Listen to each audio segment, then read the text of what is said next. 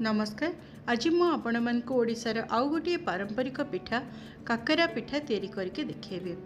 वर्तमान आम ओडिशा रे विभिन्न प्रकार काकरा पिठा तैयारी करा जाउछि, किंतु पूर्वरु एको चाउल तैयारी करा जाउथला। ओडिशार पश्चिमांचल रे ए पिठा को सुआली पिठा बोली कहा जाए। जदियो पूर्वरु एटा केवल चाउल चुनारे करा जाउथला, आजिकाली किंतु लोक माने एथिरे सुजी दे मुगरे एवं अन्य जिनस रे मध्य ए सुआली पिठा करूचंती। आम ओडिशार मुख्य फसल हेउछि धान। धानरु तैयारी चाउल आउ चाउलरु प्रस्तुत होइଥାଏ विभिन्न प्रकारर पिठापଣା। तेबे चलंतु ए चाउल चुनारे केमिति काकरा पिठा सुआली पिठा तैयारी करा जे मु करिका प्रमाण को देखौछि। सेइतपे हमें सज चाउल चुना प्रथमे नबा। चाउल चुना को मु करिकी पूरा आपण मान को देखेनी। साधारणतः आम चाउल को जेमिति बतुरे दो, तापरे गोटे कनारे मेलेकी सुखे दबा, हल्का ओदा अवस्था रे याको गुंड करि नबा। एई भली भाबरे मु चाउल चुना को करि देछि। सज चाउल चुना रे करले पिठा बेस नरम हेଥାଏ। आपण माने चाहिले सज कुटा चाउल चुना नहले मार्केट रु किनिकी मध्ये चाउल चुना रे करि परिबे। काकरा पिठा करने को हेले हमको प्रथमे जंतुणी करने को हम से देखु मुझे 2 कप पानी को गोटे पैन रे गरम हवा को बस देती। पाखापाखि मु गोटे कप गुड़ एवं अल्प लुण देती। आपण मैंने केते मीठा पसंद करते से हिसाब रे गुड़ कम कि बेसी दे पारिबे। एबे इथिरे गोटे छोट चामच पान मधुरी एवं गोटे छोट चामच राशि को दे दउचे। तापर ये देखु किछि मसला ए जेमिति अलैच, लवंग, डालचीनी एवं जायफल को दरगुंड बा दर छेचा करके एथिरे दे दउछि। मु ए पिठाटी पूरा न देखी करुछि। आपण माने चाहिले आमे जेमिति नडिया पूरा घरे करि थाउ, नडिया गुड़ रे पूरा करके मध्य ए पिठा को करि परिबे।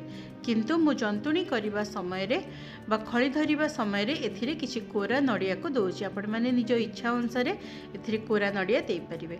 तापरे हम सब जिंस को मिसे देला परे याको फुटिबा को रखि दबा। जते बेले पानी पूरा फुटी आसीबो सेते बेले हमें चुलीर आंच को पूरा अल्प करि दबा।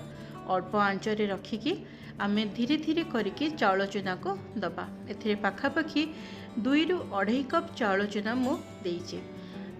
लगातार भाव में एमिति याको घांटू थबा जेमिति लागी न जीव। किछि समय एई भली भाव में घांटिला परे धीरे धीरे हमर जंतुणी मध्य हेइ जीव। एठी देखंतु जंतुणी हमर हेइ आसिलाणी। पूरा भल भाव में चाउल चुना सिझी जाइछि। पूर्वर ये सुआली पिठा व चाउल चुना रे काकरा करने समय रे गुड़ रे केवल हल्का लुण दि जाए, नहले भोग पई हेले लुण मध्य व्यवहार करा जाएनी। तापर एथिरे केवल चाउल चुना देकी घांटी दिया जाए एवं जंतुणी को तैयारी करा जाए। आजिकली तो पुर देकी मध्य करा जाउची। पिठाटा आउ टिके जेमिति स्वादिया लागिबो सेइथि पई मु एथिरे राशि, पान मधुरी, नडिया कोरा को व्यवहार करछि। आपण माने चाहिले ए सब जिंस देई परिबे, न देले मध्य चलिबो। ए भीतर देखंतु जंतुणी हमर पूरा भल भाव में हो जाइए। एबे आमे चुली को बंद करदबा। तापर जंतुणी को ठंडा हवा को रखिदबा।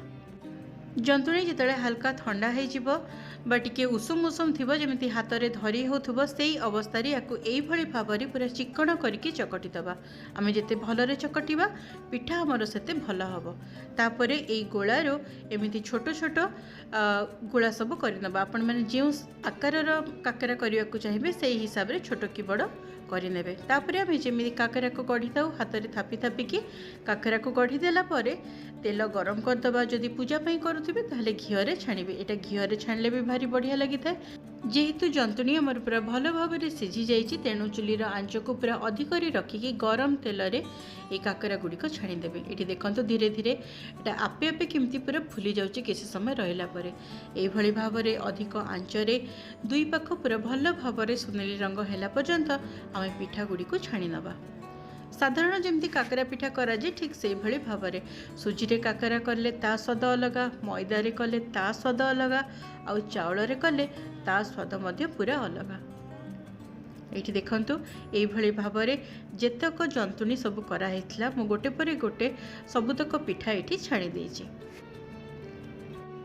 यही भली भाव में चाउल चुना को जंतुणी करिकी एथिरे काकरा पिठा मध्य करा जाइथाय, जहाको ओडिशार पश्चिमांचल रे सुआली पिठा कहा जाए। किंतु ओडिशार अन्य अंचल रे एको चाउल चुनारी काकरा बोली मध्य कहा जाइथाय। सज चाउल चूनारे करिले ए पिठा एते नरम होता है जना भी पड़ेनी जे एटा चाउल होइछि बोली। अन्यान्य काकरा भली एटा मध्य बहुत अल्प समय हुए आ खाइबा को भी बेस स्वादिया लगी थाए।